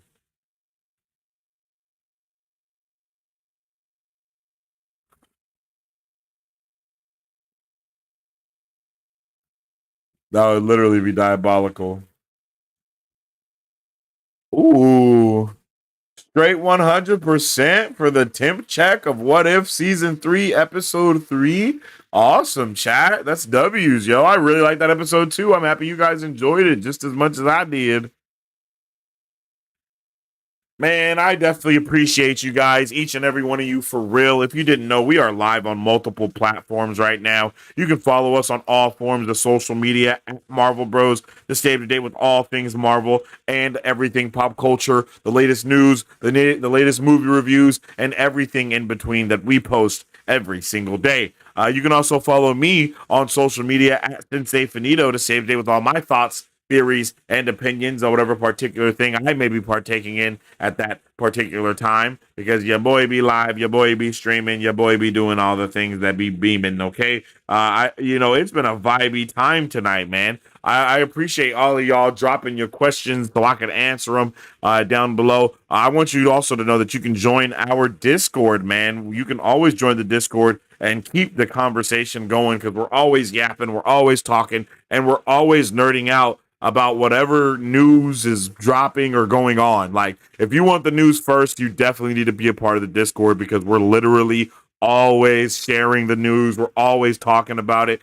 Beezy is dropping his updates for it as well. Like, it's just a good vibe, man. It's a good vibe for sure. So make sure you guys tune in. Make sure you guys vibe out with us, because it's a fun time, indubitably. I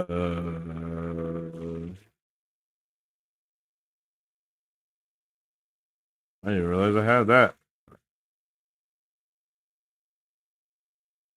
What's this? Oh, what's this one? Cool.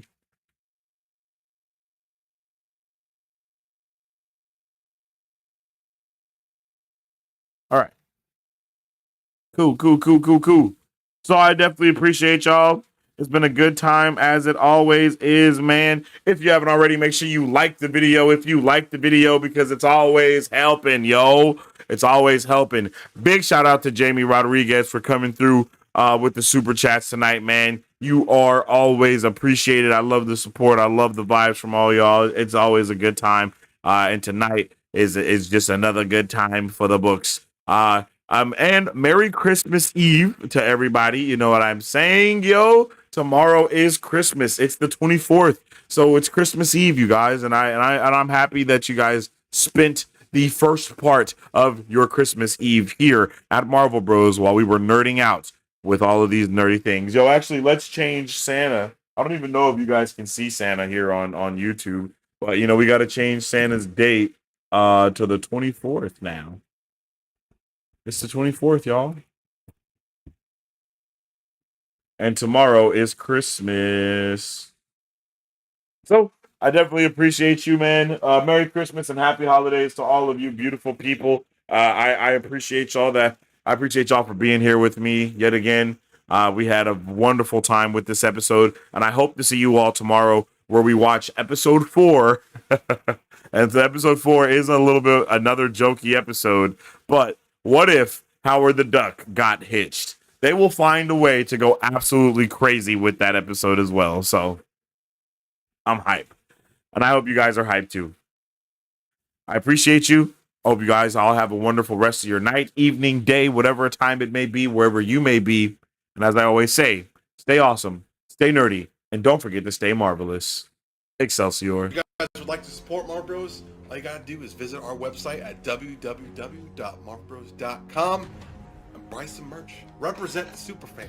Or you can join our Patreon to get early access to content, patron-only scoops, giveaways, private Q&As, and those sacred watch parties. We appreciate you guys. We'll catch you on the next one. Excelsior. On today's pop culture news update.